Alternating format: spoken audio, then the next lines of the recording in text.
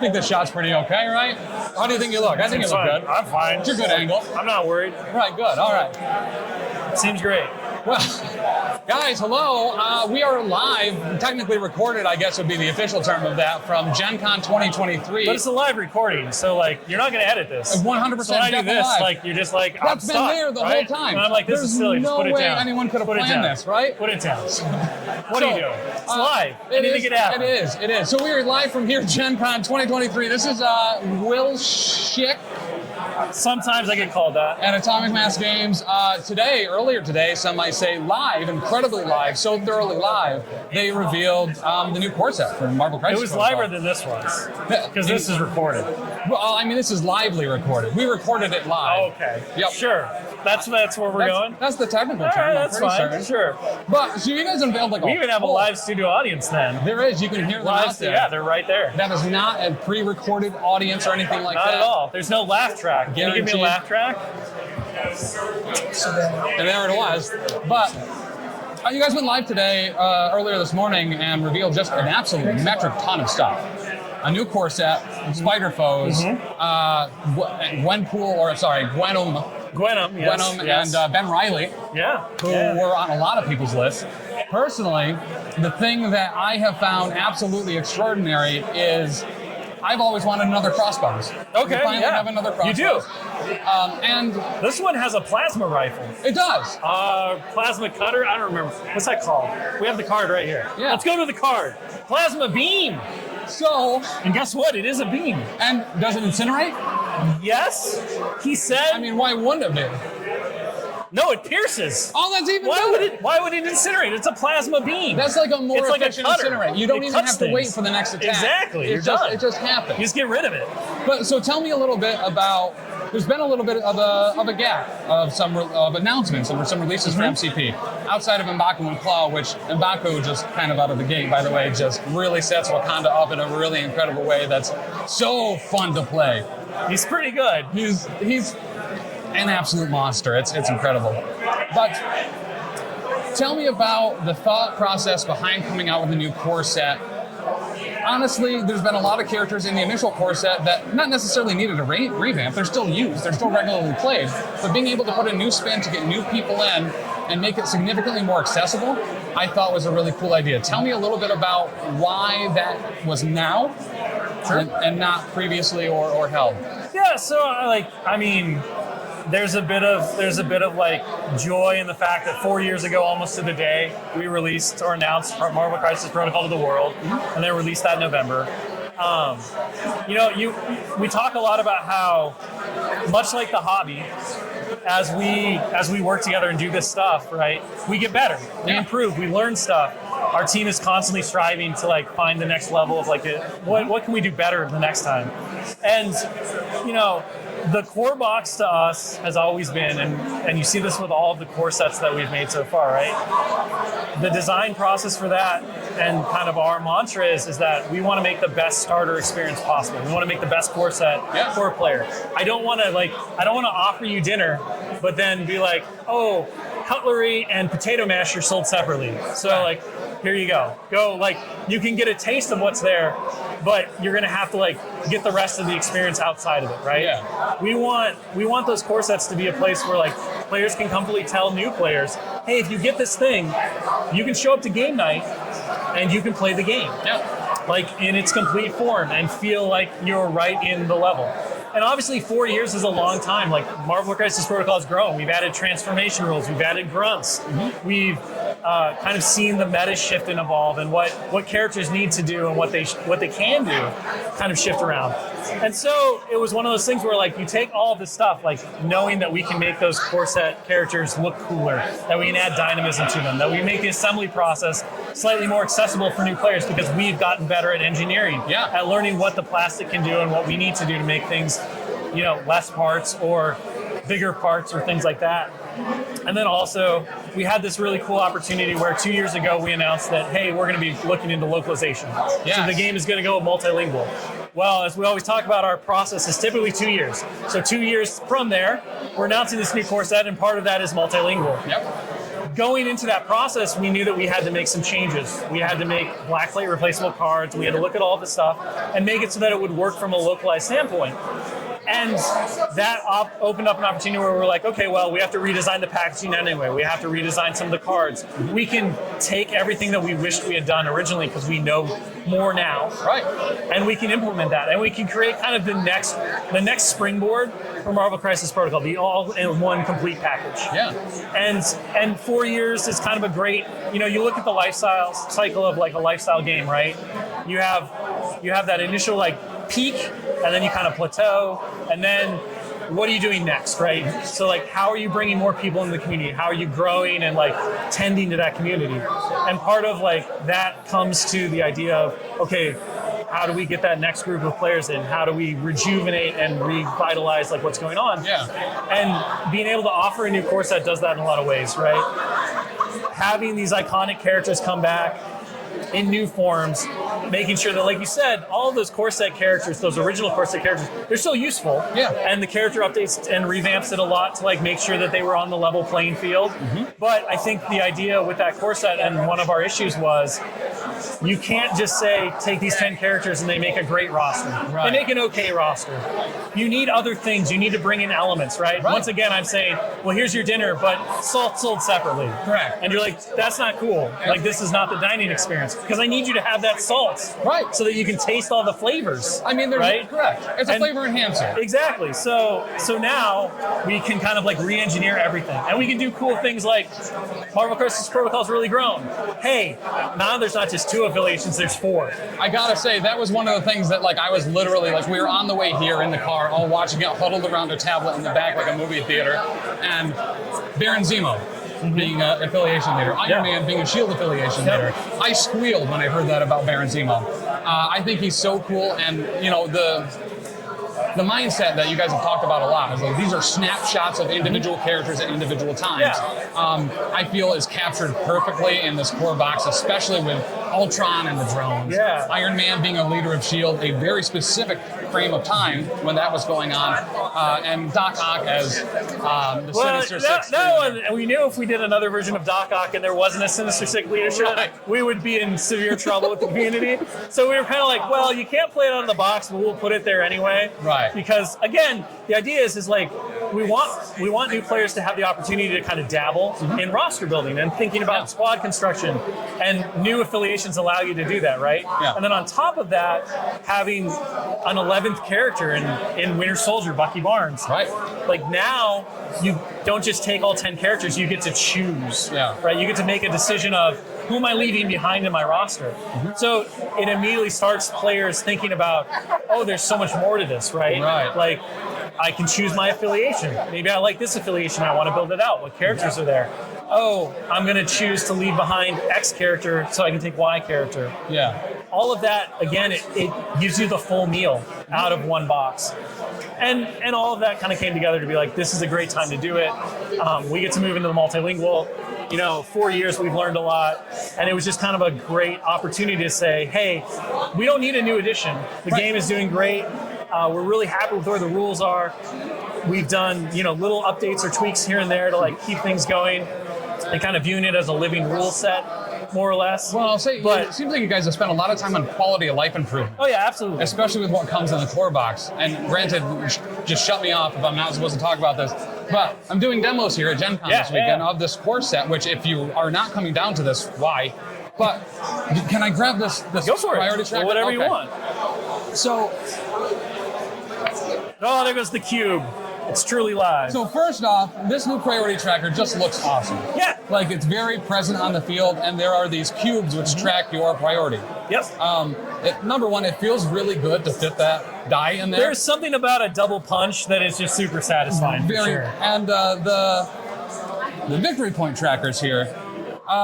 And it seems like you've left room for 4 here. So we have, yeah. So what is that about? Granted, there's things like separation anxiety. So that was really the thing, right? Like looking forward, our big point has always been we want to offer new game experiences, new game modes.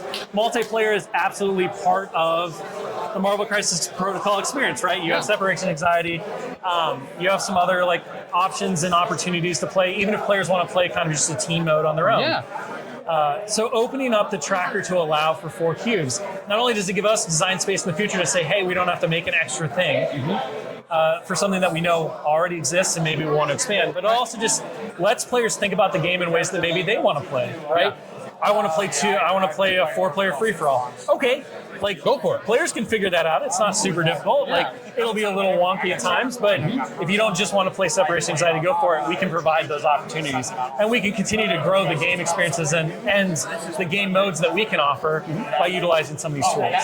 So another thing that I found very efficient was the crisis cards. Having the map right on there. Just for me, as a player that loses things constantly, I can't tell you how many times I completely misplaced. I never bring my map cards with it. I stopped bringing them. I was like, my opponent and I was just like, will. now I just Google it sometimes. Right. I'm like, I think it's this PDF one on my phone. Yeah, I just bring it up. Now, and once again, stop me if I'm wrong here, but it seems like some of these Crisis Eye are on very new maps. That's cool. So everything that you'll see here is exactly what you see in the print and play. Okay. Now the print and play, obviously, when we did that last year, we had to introduce 2 new map cards, if you remember, right? Yep. For the different maps.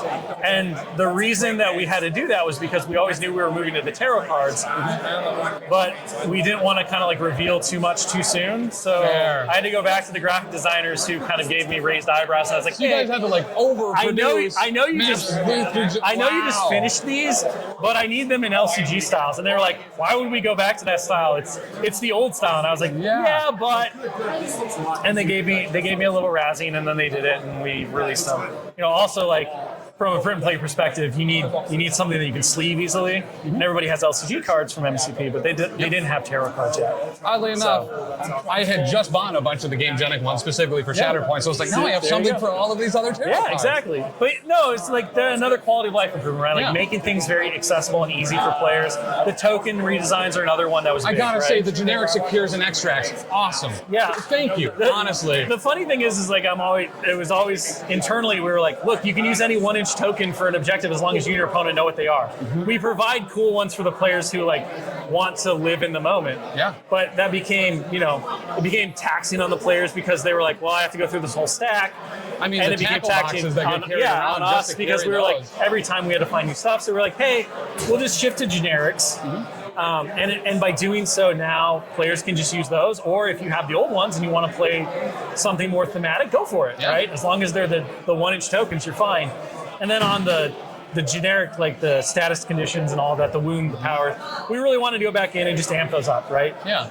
Make them more visually distinct, make them more visually interesting, and just kind of showcase again. And Josh did a great job on working on those, like he did with all of the character art and stuff. But it was just, how do we make this experience the most compelling, the most exciting out of the box? Yeah. And it came down to like touching almost everything. I think the only thing that didn't change were the range tools and the dice. Yeah. Well, and it looked like the movement tools are different. Yeah. Not by much, but basically what we realized kind of after the fact as we were going through stuff is that the end cup wasn't necessary. Yeah. Because you placed anywhere touching the tool. So what we did, we were like, hey, why don't we just take off the cup and we'll just flatten one end. And it means you have to do a little less like, I'm going to put it on the point because that's what you should be doing anyway if you want maximum movement according to the rules. So we're just like, we'll just flatten it, and now players don't have to worry about what's the cup for, why is it there? Right. And it was something we didn't think about at the start because we were kind of like running with everything else, and later on we were like, hey, this would just be a simple improvement. Let's do it. Yeah. Well, I really like the new tokens too. The new art on them is very neat. I think it gives a lot of value, honestly, for people that have the initial core set. Obviously, all the characters are new. They're all new character cards. There's a bunch of new Tactics cards in there. I mean, it's still, and I gotta just say, the efficiency of those tarot cards with the Crisis on it, I know everyone has them, it's so convenient for me specifically, so I really appreciate it. Yeah, I think that certain players will love it, certain players won't need it, but moving forward, like, it's just a great resource to have, and it allows us, again, kind of like future looking, right? Much like having more players open on the tracks. We can be less tied to map cards, right? We don't have to worry about standard setups as much if we have a good idea that works. It's like, hey, you just put the map on the card, no extra map card required. It gets a little weird when you have to make a map card for a map that gets used like once. Yes. Right? which No. we did see in the original game. It's like, when are you going to use this map again? It's like, probably never. Right. Because it only really works for this. Well, and I like that just kind of breaking of the mold, and some things that, you know what, this was a little limiting and we can do more without it. And that's when you make those calls. Yeah. It was in one of the transmissions where I think, as far as the development philosophy, I was like, there's not going to be yearly card updates or something like that. When it's needed, it'll be addressed. I think the Crisis revamp initially was perfect timing. It was something that the game wasn't in dire need for, but needed, and breathed a huge new wave into how the game was played, and especially in tournament and local play. Yeah, like when you look at stuff like that, right? Our goal, if we're doing our jobs well, is to be able to like kind of fortune tell and read the tides, right? Yeah. And you don't want to introduce change too early, because you don't want to. Shaking the snow globe does feel like, oh, if nothing ever settles, then the game is never solved. Right. But it's not solved because nobody can get their feet under them, right? Nobody can be smart, nobody can be clever, nobody can figure stuff out. You want things to settle but not sink in. And that's when you go, okay, are we happy with this? And there are lots of different ways to kind of like move things. You can introduce new characters, you can introduce new missions, you can do a new edition if that's really required. I think that's something that's like, it's an extreme example, but it is one of those options. You can do slight character revamps and things like that. But the point is that you're not doing those things just to make things interesting. Right? Because Because it's October. it's a crutch. Right. And like we talked about in that kind of answer, the danger with it is that it's like throwing a pebble in a pond. You don't know what that ripple effect will have. And the fact of the matter is that when we're developing things, we're working from an assumed set of knowledge. Like the game is what it is now. If that product or those products go to print, and then 2 months later, we're like, oh, we're going to make this change. There's a possibility we can't change what we've sent off because it's already on the printer. Yeah. And so how does that affect things? What does that happen? And that's when you get into a really unhealthy cycle where it's like, okay, well now we're just going to shake and shake and shake and shake. And for us, that's not, we want everything to be perfect out of the gate. And then when required, we'll make adjustments. And we'll make those holistically with an eye to the whole thing. Like the Crisis changes. Yes. And every once in a while, we're not perfect, we make mistakes. You go back in and you kind of adjust things. Well, at the end of the day, it's a living game. This is not an addition to game. Exactly. So, and the character revamps, like we talked about those initial character revamps, that was the thing where we were like, hey, we have this opportunity and we have learned a lot. So this seems like a great thing to do. It had a reason, and it kind of had a holistic move going forward. And we're able to do it with everything kind of put in place. And that doesn't say that will never happen again. yeah. But they're not a regular cycle, right? It is a very much a what is going to be healthy for the game, because we want this game to be the strongest it can be 20 years from now. Right. And you can't get strong if you're constantly changing your workout routine. Like, it just Well, it was doesn't really work, kicking right? the chair out of you from under your players a lot of the time. And from your design and development standpoint as well, right? Because every time you're like, okay, we're going to do these cool things. We have don't this need to really fix it cool now, like, we'll do thing it next now. edition. Yeah. And when you're 2 years ahead, right, you're like, oh, this is going to be amazing. Yeah. Oh, we've completely changed this, which makes these things irrelevant. It's like, that's really rough. You don't want to do that. Now, to move over to what I felt was kind of one of the other huge announcements of this is the timeline event stuff, and especially the things that are going to be kind of premiering at Adepticon 2024. Yeah.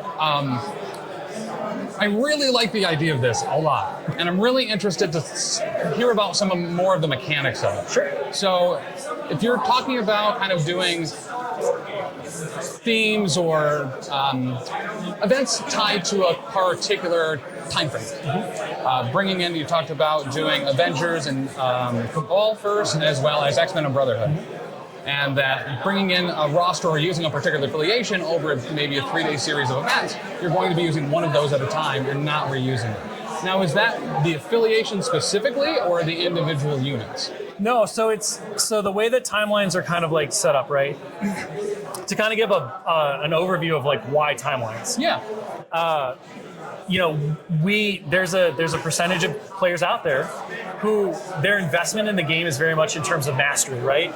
They put in the reps, they become very good, and they want to go and they want to compete against other people who are also trying to be the best, right? The quote unquote Like best. no one ever was. Exactly. And that competitive kind of like turn tournament side of things is important to games. And there are players who that's what they dial into. There are players who dial into the hobby, just like there are players who dial into just the game night, hanging out with buddies, like drinking drinks of your choice and having a great time. Yep. Right? Milk and MCP. Exactly. That's the way to be. I prefer chocolate milk, but that's because I'm a little wild. A little wild. Sometimes you got to treat yourself. You do. But so looking at that, right? Like what we wanted to do is we started talking about, okay, several of the other games have kind of like premier competitive formats.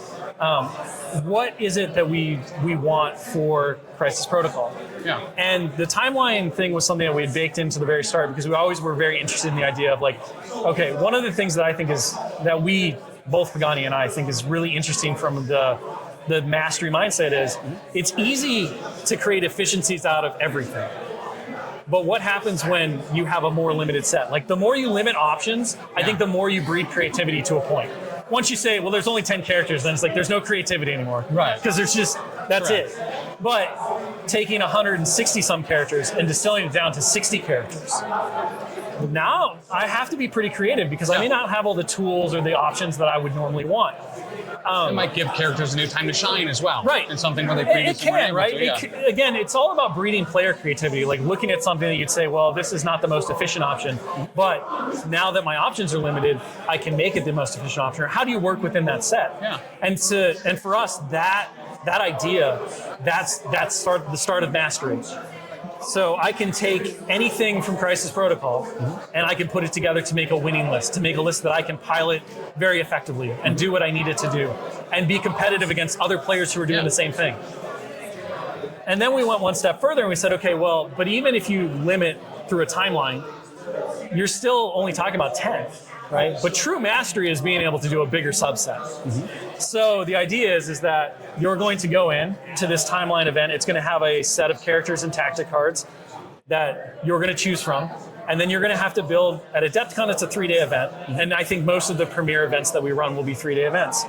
You have to build a roster for each day. And you cannot repeat between days.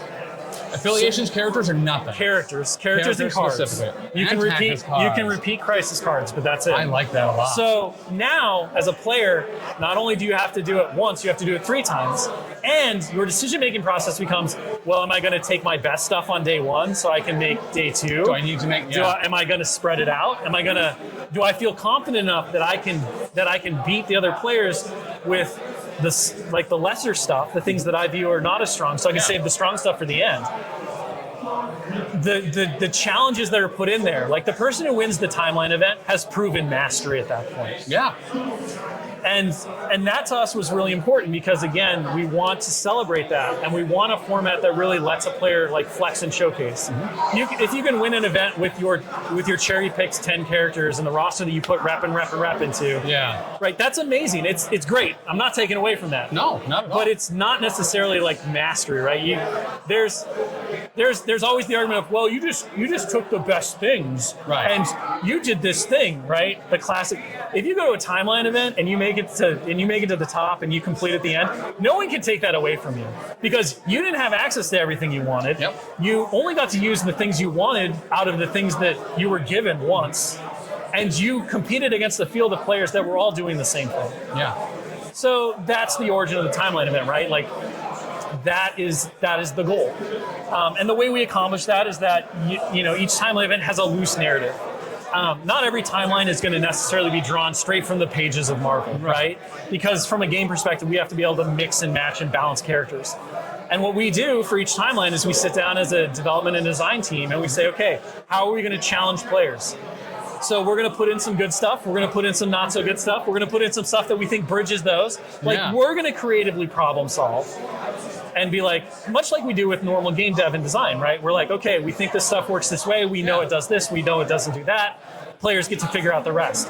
And then we're going to hand that packet over and players are then going to surprise us with how creative and ingenious they can be. Well, I think that's the real opportunity, right? Is for players that are used to, I've only played Hydra forever, but now I have Avengers, Cabal, X-Men, and Brotherhood, and now how do I bring that same play style that I like, and how do I put my own flair on Avengers? And we talk about those affiliations kind of being the focus of the timeline, but that doesn't mean that you won't see a Web Warrior or two. It doesn't mean that you won't see a Spider Foe, right? The idea is just, and you won't see every Avenger, and you won't see every Cabal member. Those are just kind of like the bigger buckets. So the first timeline event is loosely themed around the idea of that it's very Earth focused. These are the forces that primarily battle over Earth, and there's going to be kind of like a loose narrative around that in terms of just the characters that are chosen. Yeah. But at the end of the day, it's kind of a structure. And then eventually, as the timeline shifts, because these timelines are only going to be live for a certain amount of time, like approximately the current discussion is, about half a year, maybe a little bit longer. Okay. It'll work within the event timing, right? Because we want to make sure that we get a couple of like premier events, and then we want to pose new challenges to players, right? We want to keep things interesting.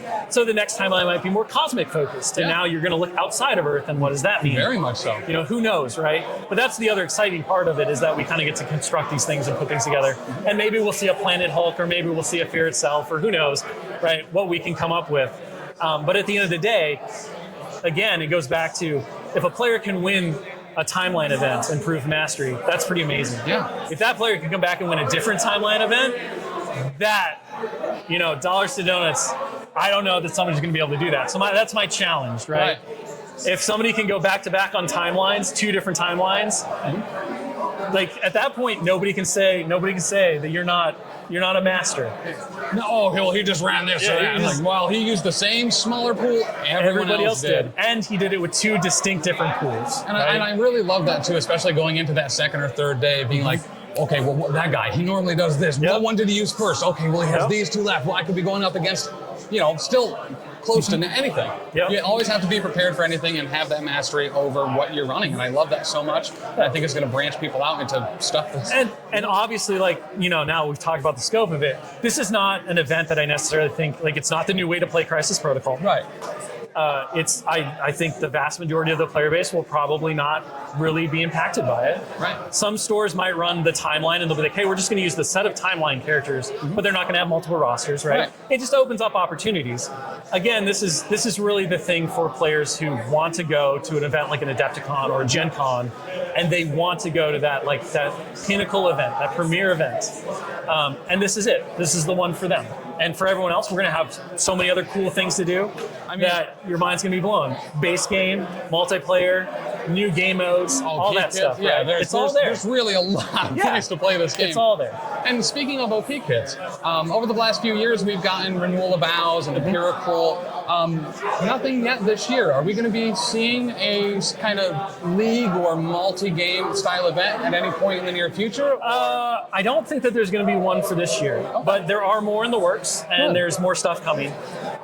This year we had a big focus on. Going on this year. So there is going to be an initiation event for the new core set. Nice. It does include new scenarios and stuff that kind of walk you through how to learn to play. So if you were part of the initiation event 4 years ago, this is a revamped and updated one. I like that a lot. But yeah, so we kind of we didn't really do anything major from a narrative campaign standpoint for this year, because we were really focused on knowing that the end of the year was going to be focused around kind of new players, growing community, also bringing in something that I think will be hopefully very exciting for a lot of the players that currently exist. And a great new options and everything. You know what I mean? I've talked to a lot of people, especially LGSs. They feel like they kind of missed the bus with MCP. And if you're an MCP player and you've been trying to kind of create a community at your LGS or just in your community, this is such an amazing jump on point to finally get those people in. That's definitely one of the hopes, right? Yeah. Yep. And having that a new initiation event too gives LGSs a way to kind of implement it into what they're already doing, to bring old players back in. This is honestly just such a very well-timed, well thought out, and given its own kind of time to breathe. And I think that's something you guys have shown very heavily this year with Shatterpoint, and letting Shatterpoint shine and have its time, and then give things the time that they need. It's one of those fun things where it's like, we love all our children equally. Yeah, I think this clearly shows that. But each child kind of gets its own spotlight, right? Like we're gonna go to my youngest child's jiu-jitsu tournament, and everyone's gonna spend a whole day at the tournament. But then the next weekend, I'm going to take my oldest child to a baseball tournament, and we're going to sit there the whole day. So like, that doesn't mean you're not still taking them to jiu-jitsu practice 3 times a week and baseball practice. All the same thing, right? So at the end of the day, there is going to be a little bit of a balance, and we've talked a little bit about how everything's going to like have its consistent and frequent updates with new releases and all that stuff. And it will be a little different than when, it was just the days of Crisis Protocol was the only thing. Yeah. But, I think the quality and the focus and the plans, they still go out so far. And we have so many things yet to show. And, I'm excited for taking the community, growing it to the next level with the new core set, seeing players get to, relive the joy and the excitement that we had 4 years ago with the original core set. Yeah. And to me, that's been one of the most fun parts about this project is like, it's kind of like being a kid all over again because, we had like the pain and the pressure and the hard work and the nerves of just getting the first core set out and being like, oh, are people going to like it? Is it going to be successful? And, it worked out great. And we have this amazing community now around the game. And we got to do the whole thing again. But this time, we got to revel in it a bit more and enjoy the process because we weren't quite as like unsure, right? And there's still always that like, I hope they like it. I hope Mikey likes it. There are heavy notes of experience being shown in not only the models, the way these new cards look, the way the characters come together, and really, I'm very incredibly impressed at how the whole team, right? It's just. And that's been another fun thing is that we have the folks who worked on that initial core set are still around. Like there's still the same people who got to work on this, and mostly as leaders of departments now. Right. So it's like, you take passionate people who just have amazing talents, and I can't speak of highly enough. One nod quick. I keep forgetting. Please do. Miss Marvel or Captain Marvel. Yeah. No longer using, or the new version of her actually transforming. Transforming initiated when you had Ant-Man and the Wasp, and was a very cool new concept and did things in a very cool way. And I really like seeing you guys learn the really cool stuff you did and kind of applying it to characters that it could have been there for. Same with Grunts and Ultron. Yeah. Like, it's just very neat to see that the things that really worked are being implemented later in the game to make it continue to really work. I mean, that comes back right to like talking about how do you give the full Crisis Protocol experience. Yeah. Transformation and Grunts are a core part, I think, of what Crisis Protocol is now. And so having those affiliation leaders, having all that in the core box was super important. And it was one of those things where, like, as we talked about, okay, what are we going to do for Captain Marvel this time? And I was like, well, she has to transform, like actually transform. Yeah. Because binary form was really our attempt to do that in a way that made sense for the game at the time. And I think it's still a very powerful and very different ability. Yeah. And I love how you can kind of see a dramatic difference between how original Captain Marvel functions versus our new Cosmic Avenger Captain Marvel with the transform mechanic and how all that stuff works. And they're both still flavorful but different. And again, it's one of those, like, as a longtime hobbyist, right? We always talk about you paint something and then you keep painting, and 5 years later you look at the thing you painted 5 years ago and you're like, well, this was okay, but look where I am now. This core set was really us putting that mantra into practice and saying, we're super thrilled with what we did, but this is what we can do now because we've never stopped that desire to improve and that hope that we can be better. I mean, really the same way that Dallas talks about the path of the worthy. Yeah. Like, your previous work is not void. It's still your path on getting there, and I think this is a great example of just that exact premise. And that's always been, the biggest development challenge, right? And even the focus on this box and this set of characters was it can't just replace. Like, it can't very much doesn't. Step on the toes, right? Yeah. Like, the original core set and those characters are not going into the darkness to be forgotten. We wanted them to still be vibrant and alive in their own way and to offer things that these didn't. Yep. And that was an amazing thing, going back to like talking about, well, once you narrow your options, you have to be more creative. Yeah. And when you look at, redoing characters is kind of a lot of fun because you don't have the infinite possibilities that you do with anything else. So you're like, okay, well, we can't do this. So how do we do that? How do we make this character feel different? How do we make it funner? And it was it's usually give Crossbones a plasma rifle. I mean, cutter, beam. It's a plasma beam, and it has beam 3, so it is an actual beam. I think it was a plasma cutter at one point, and then Pagani was like, "But it's a beam, so just call it a beam." And I was like, "Fine." He still moves short, though. I will never change that. What's that? He still moves short. It'll never change. Okay, good. The man didn't get faster. Immune to slow is what we call it. Yeah. He's immune to. That's a good way to look at Right. it. He's immune to slow. So that's just one tool in your toolkit. He fears no web warrior. No Amazing Spider-Man can bring him down. Correct. And now he's got a plasma beam. So beam. Beam. Yeah. You've got me confused now. I don't even know what he has anymore. It doesn't matter. But I really appreciate your time. I'm very excited for this to come out. Was even more excited at the release date threshold from announcement to like, hey, next month, guys. It's coming. Or over the next couple months. I don't know if there was October, fall. Yeah. Fall. Press release said October, so I can say that. Okay. October it is. I can appreciate that. Yeah. But I really appreciate your time. Thank you so Absolutely. much. And look forward to this fall this year, the new core set coming out. Tell your friends right now, because get this pre-ordered. There's no reason not to. But guys, thank you so much. Will Schick, thank you so much. Thank you so much. And, thank you, guys. Yeah, have a good one, guys.